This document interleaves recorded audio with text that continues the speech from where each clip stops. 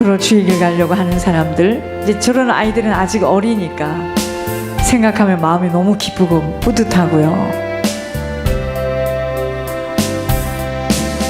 제가 아까 잠깐 생각해 봤습니다. 앞으로 10년 후에 이제 저들이 다 30대입니다. 구렛나루가 이렇게 나와가지고 딱 설교하면 우리가 얼마나 은혜를 받겠습니까?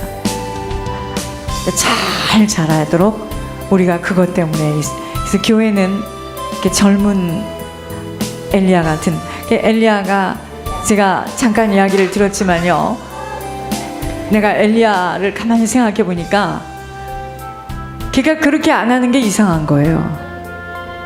그렇잖아요. 엄마 아버지가 말씀 듣고 교회 올 때마다 지 엄마 여기 나와서 찬양까지 했어요. 배에다 놓고 계속 기도했죠. 여러분, 사실 걔 와가지고 유아 세례 받는 날이요, 나만이 아는 거 있잖아요. 여러분, 우리 그날 엄청 헤맸는데, 제가 성찬식 엄청 헤맸잖아요. 헤맬 수밖에 없는 그것도 영적인 배경이 있었고.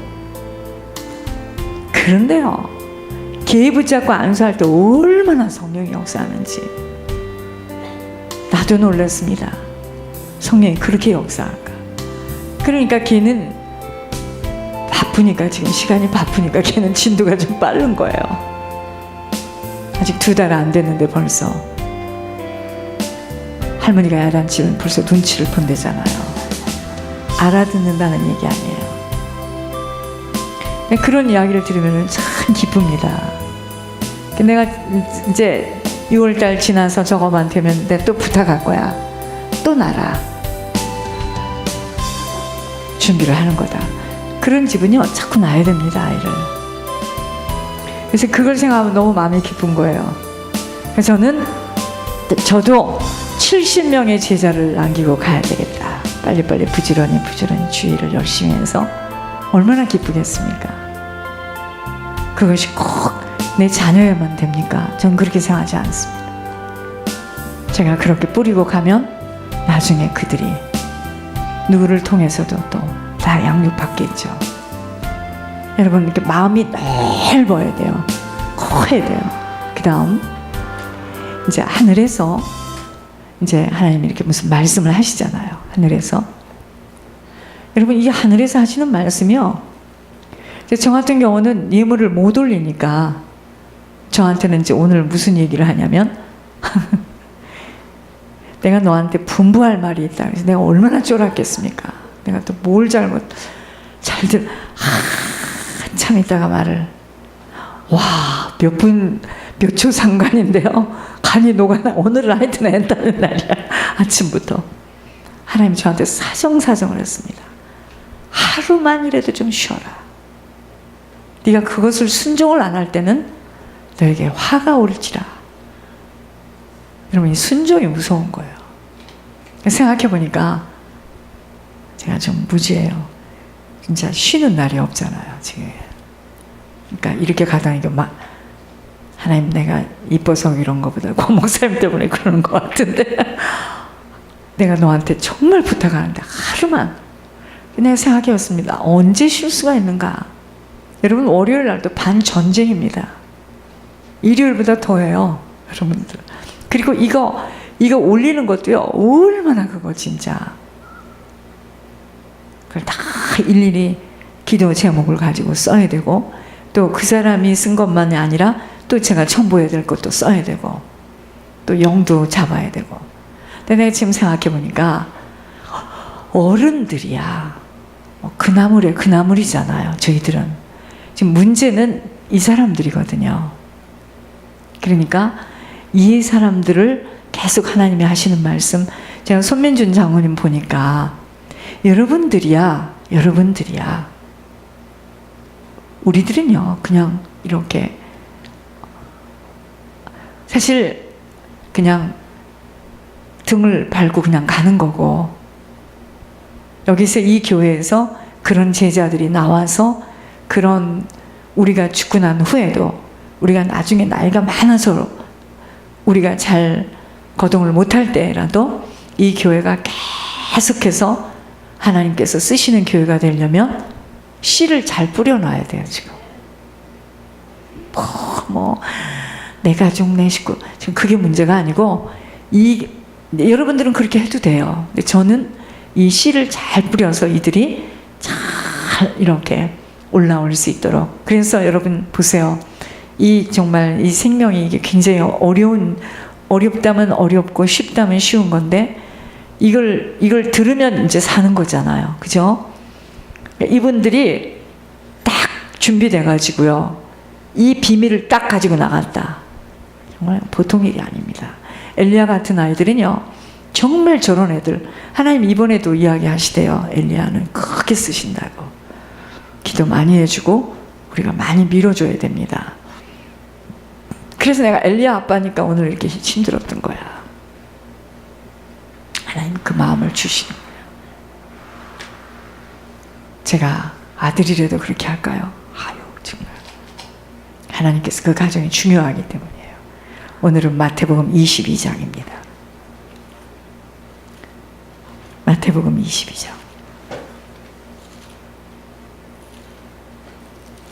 마태복음 22장 8절에서 14절까지입니다.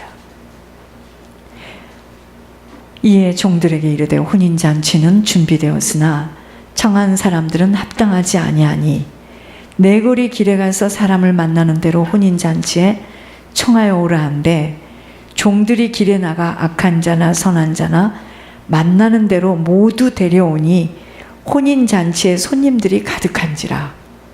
임금이 손님들을 보러 들어올세 거기서 예복을 입지 않은 한 사람을 보고 이르되 친구여 어찌하여 예복을 입지 않고 여기 들어왔느냐 하니 그가 아무 말도 못하거늘 임금이 사환들에게 말하되 그 손발을 묶어 바깥 어두운 데 내던지라.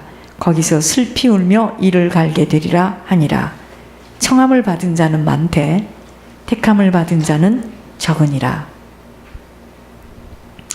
시간은 없고 기도는 해야 되고 수요 메시지는 나와야 되고, 그래서 제가 기도하면서 하나님께 수요 메시지 좀 주세요 해가지고 이제 빌립이 점심시간에 그때 시간이 있어서 성경을 이렇게 보면서 인도를 받았는데 그 1시간 갖고 안 되니까 오늘 참 힘들었네요. 오늘은요, 택함을 받은 자의 인생이에요. 하나님께서 우리 보고 하나님이 주시는 평안을 가지고 이 세상을 이겨라. 네 자신 한계도 이기고 사단도 이기고 지금 그랬는데요. 하나님의 평안을 받는 만큼 우리는 하나님과 관계되는 자로서 택함을 받는 인생이 되는 겁니다.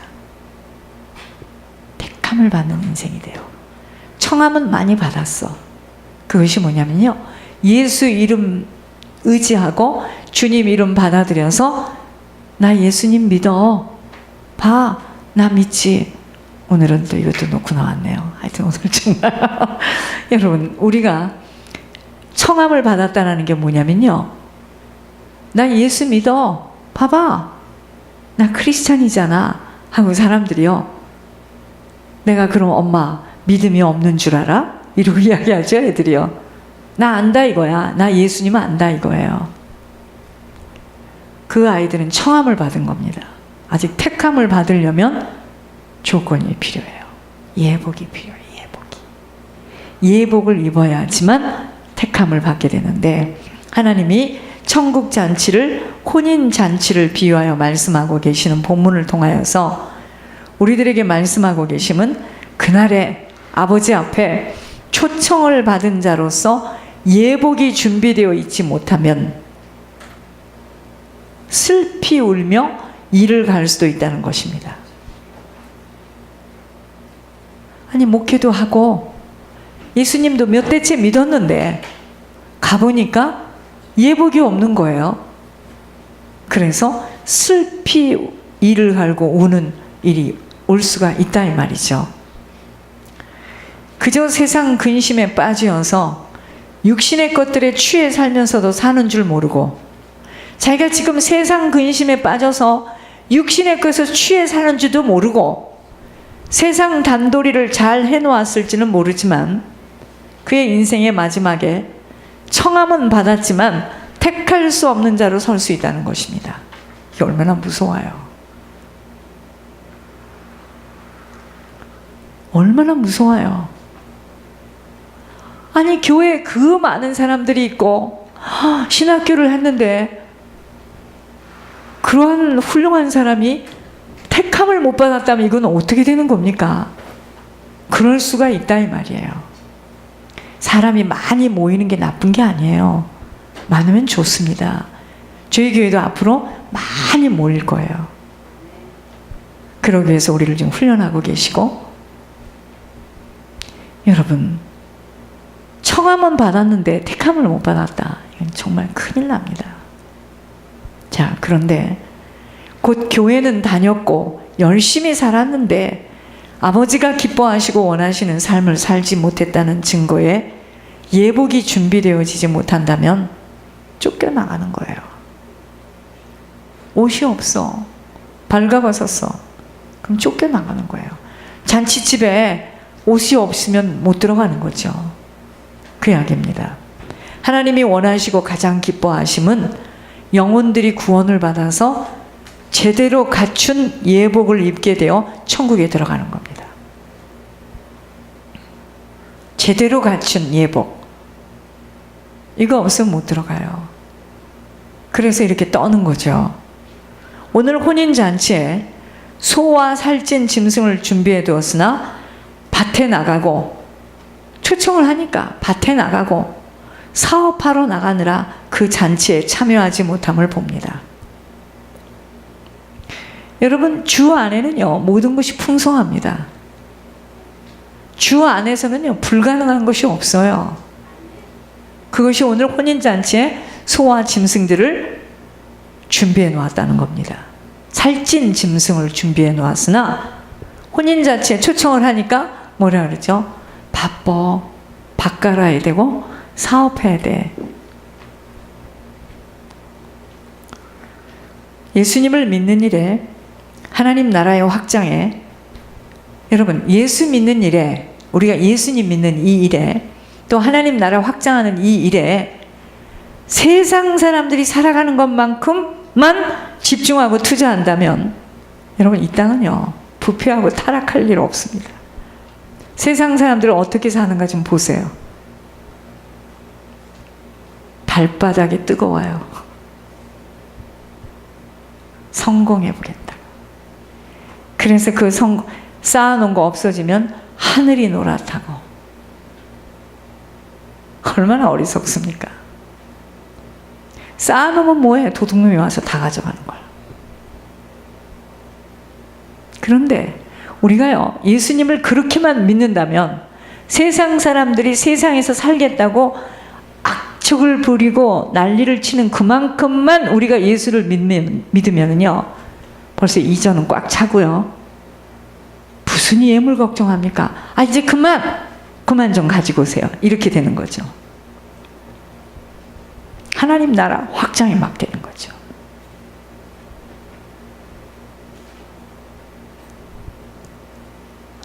야, 그런데 우리는 그렇지 않잖아요. 저는 이제 앞으로요 모자라면 막 강압적으로 이번 주일같이 그렇게 할 겁니다. 어쩔 수 없어요.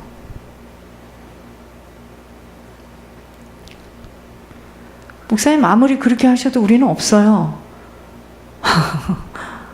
그렇지 않아요. 하나님이요 주셔요.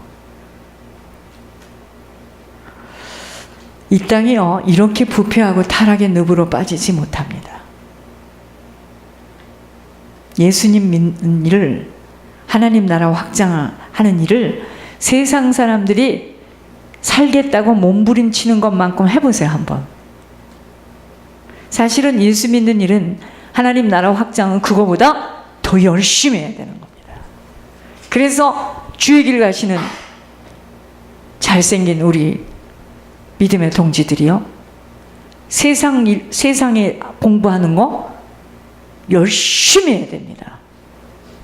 불신자들보다 더 잘해야 됩니다. 아이, 난 주의 길 갈 거니까 뭐 대강하지. 여러분, 그런 사람은 이 다음에 목회 못합니다. 못해요. 하나님이요 너 좀 하루만 쉬어라 하고 사정하는 단계까지는 가야 돼. 저 같은 경우는요, 전 진짜 막차를 탔기 때문에 지금부터 정신 못 차리면 저 큰일 납니다. 여러분, 순간순간 세상 만국의 영광과 부귀의 눈이 멀어지고 있다면, 순간순간 나는 세상 만국의 영광과 권세 때문에 눈이 깜빡깜빡 한다면 나는 지금 예복을 준비하지 못하고 있는 벌거벗은 상태입니다. 내 것 다 하고 내 멋 다 드리고 먹고 싶고 자고 싶고 입고 싶고 내 육신 편할 대로 다 하고 싶어서는 혼인잔치에 입고 갈 예복 못 준비합니다. 신앙생활의 승패는 바로 여기에 달려 있어요. 잠시 살아갈 이 땅에 정함을 두게 되어지는 것만큼은, 여러분, 이 땅에다 정함을 두게 되면요, 끊임없이 사단이 미혹해요. 그 사단의 미혹에, 그게 유혹이거든요. 미혹거리를 가지고 와서 꼬셔요. 이것들이. 그 유혹을 저버리기가 정말 어렵습니다. 우리들이요, 예수님을 나의 구주로 모시며 살아가기로 했다는 것은요, 이런 말입니다. 여러분, 예수님이 나의 구주로 살기로 했다. 이 말은 이 말이에요. 지금부터는 아버지의 뜻에 맞는, 아버지 보시기에 합당한 자로 살기로 결단했다는 거예요. 아버지 보시기에 선한 청지기로 살아가는 것만큼 예복이 준비되어져 그러한 자를 택합니다. 오늘 택함을 받는 사람은 누구냐? 예복이 준비되어진 사람이 택함을 받은 사람입니다. 예복이 준비되지 않은 자는 하나님이 택할 수가 없어요. 예복은 그냥 남의 것 이렇게 웨딩드레스 빌리듯이 빌려서 입고 죽을 수 있는 게 아니에요. 세상 사람들이 우리들을 볼 때 정말 이해가 가지 않아야 우리가 제대로 천국을 향해 걸어 살아가고 있는 겁니다. 세상 사람들이 나를 볼 때 이해가 가지 않아야지. 세상 사람들이 나를 볼 때 이해를 잘하고 있다. 나는 지금 세상과 합류되어 있는 겁니다. 꼭 그렇게 이상하게 무지하도록 현실 준비를 안 하고 살면서 예수 믿어야 하는가? 라는 이야기로 그렇게 말하는 식구들에게도, 반려자에게도 핀잔을 받게 된다면 그 사람은 지금 예복을 준비하고 있는 자의 자세입니다. 누가 이 땅에서 편안하고 누릴 것 다 누리고 살고 싶지 않은 사람이 어디 있습니까? 그런 사람이 누가 없겠어요. 그렇죠? 그렇게 할 것 다 하고 쓸 것 다 하고 내 입맛 다 맞추어서는 한 영혼 한 영혼들을 위하여 희생하며 헌신하는 충성된 자로 예물과 기도에 온전히 드려줄 수 없어요. 오늘 사람들은요, 내 것을 먼저 챙기고 단돌이 하느라 정신들이 없습니다. 아버지 나라와 아버지 집에 대해서는 차선을 둬요. 차선을 두고 늘 아버지는 내 응석을 다 들어주시는 분으로 오해하고 있기에 문제입니다. 여러분 보세요. 나는 하나님이 늘 내 인생의 차선이야. 내 인생이 항상 제일 먼저가 아닌데 나는 문제만 생기면 하나님께 뚜루룩 앞에 가가지고 하나님 빨리 나 좀 어떻게 해주세요 할 때 하나님이 해줄 수 있겠습니까? 생각을 해봐야 돼. 나는 내 인생의 주님이 1번이 아닌데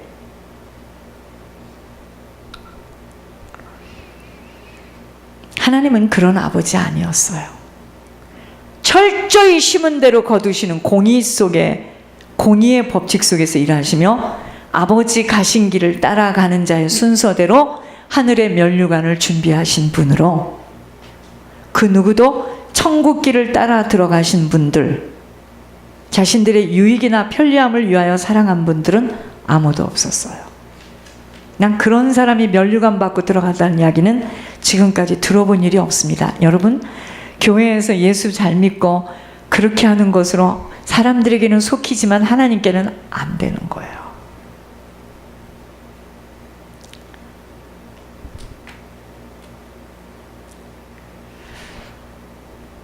그러나 거기 사람들은 성령으로 시작했다가 육체로 마친다는 것이 잠시 살아가는 이 세상 것에 홀려가지고 그렇게도 뜨겁게 믿는다고 펄쩍펄쩍 뛰었지만 무엇 때문에 뛰었는지도 모르겠어요.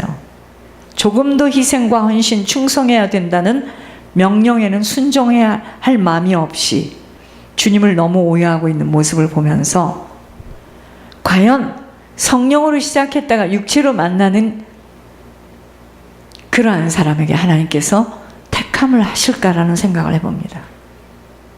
여러분, 그래서 이 길이 좁은 길이에요. 우리가 끝까지 변하지 않고 사철나무처럼 지속해서 갈 수 있겠느냐 이 말입니다.